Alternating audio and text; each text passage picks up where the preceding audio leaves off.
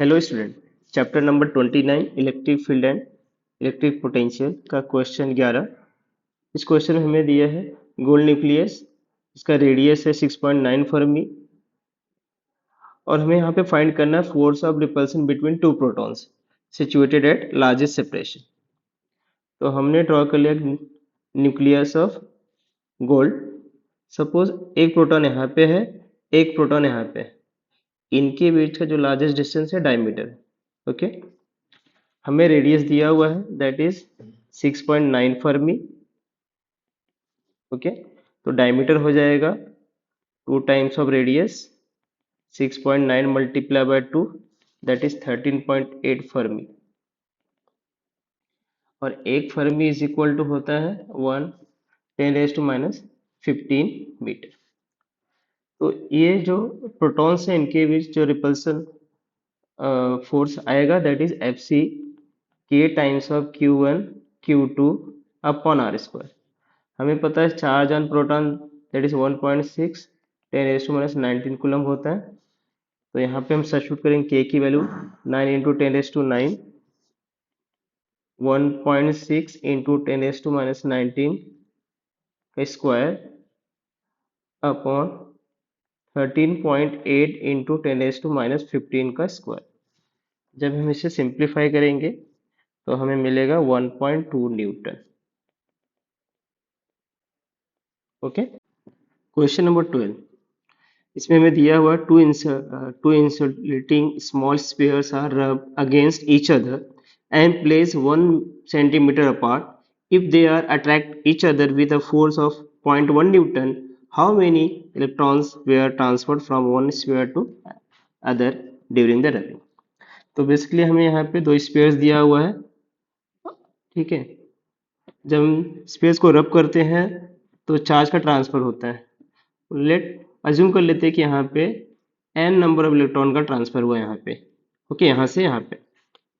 Okay, तो इसके ऊपर ट्रांसफर हुआ है तो इस पे चार्ज नेगेटिव -q और इसने ट्रांसफर किया इस पे +q मान लिया।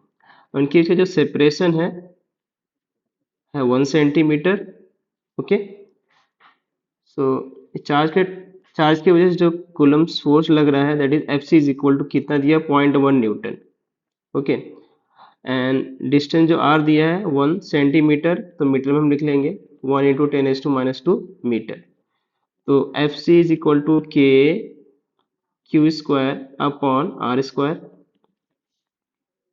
तो एफ सी की वैल्यू हमने यहाँ पे 0.1, के की 9 इंटू 10⁻9 और क्यू स्क्वायर अपॉन 1 इंटू 10⁻2 का स्क्वायर। ओके, तो क्यू स्क्वायर को हम लिख सकते हैं यहाँ पे 0.1 इंटू 10⁻4 अपॉन 9 इंटू 10⁻9। तो Q square is equal to 10⁻5 upon 9 into 10⁻9। तो 10⁻5 -9 upon 9 taking square both side, तो ये हमें मिल जाएगा 1/3 10⁻7। ओके, बट हमें यहाँ पे निकालना है transferred from the one sphere to other sphere after rubbing. Okay, so इतना चार्ज का ट्रांसफर हो रहा है इस स्पेयर से स्पेयर पे। ओके, तो ट्रांसफर कौन कर रहा है? इलेक्ट्रॉन से। Number of electron that is equal to this charge q।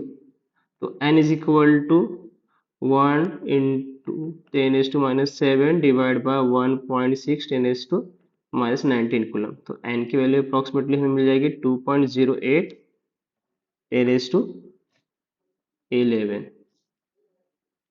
Okay, तो आइडियली हम इसको लिख सकते हैं 2 into 10⁻11। Okay,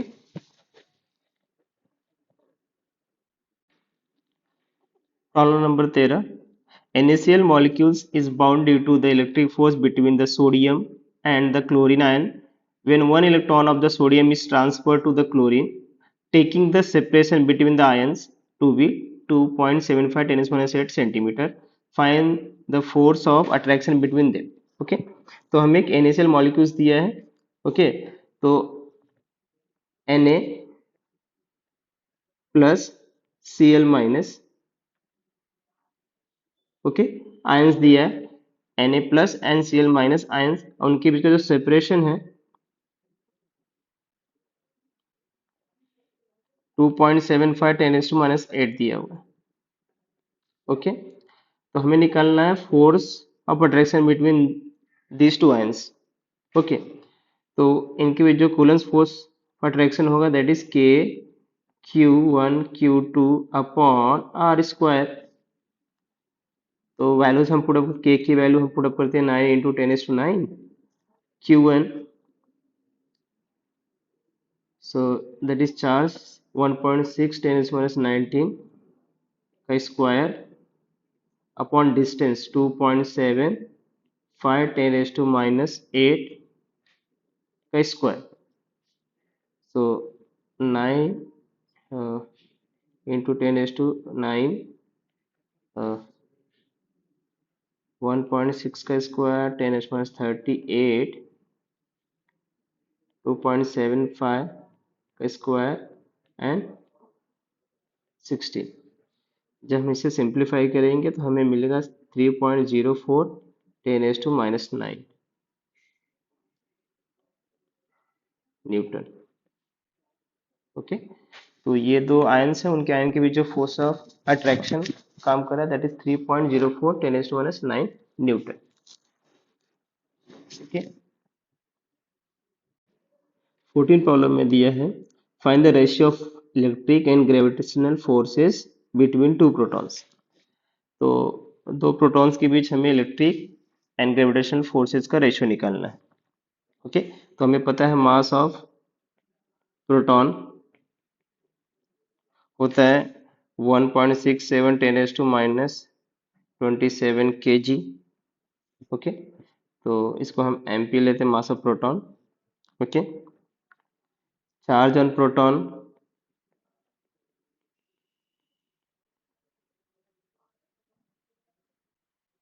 that is 1.6 10⁻19 coulomb. Okay, and G, capital G की वैल्यू होती है 6.67 10⁻11 एंड के की वैल्यू हमें पता है 9 इंटू 10⁹ 9. ओके, तो हम पहले निकालते हैं कूलम्स फोर्स या electric force that is FE के Q1 Q2 upon R square. तो के की value 9 into 10⁻9, charge on proton that is 1.6 into 10⁻19 raised to 2, and distance between them, so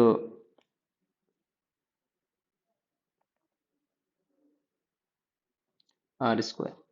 Okay, now gravitational force भी ऐसे निकाल सकते हैं. ठीक है, so g m1 into m2 upon r square. तो 6.67 10⁻⁻11 इंटू मास, मास दिया हुआ यहाँ पे दैट इज 1.67 10⁻⁻27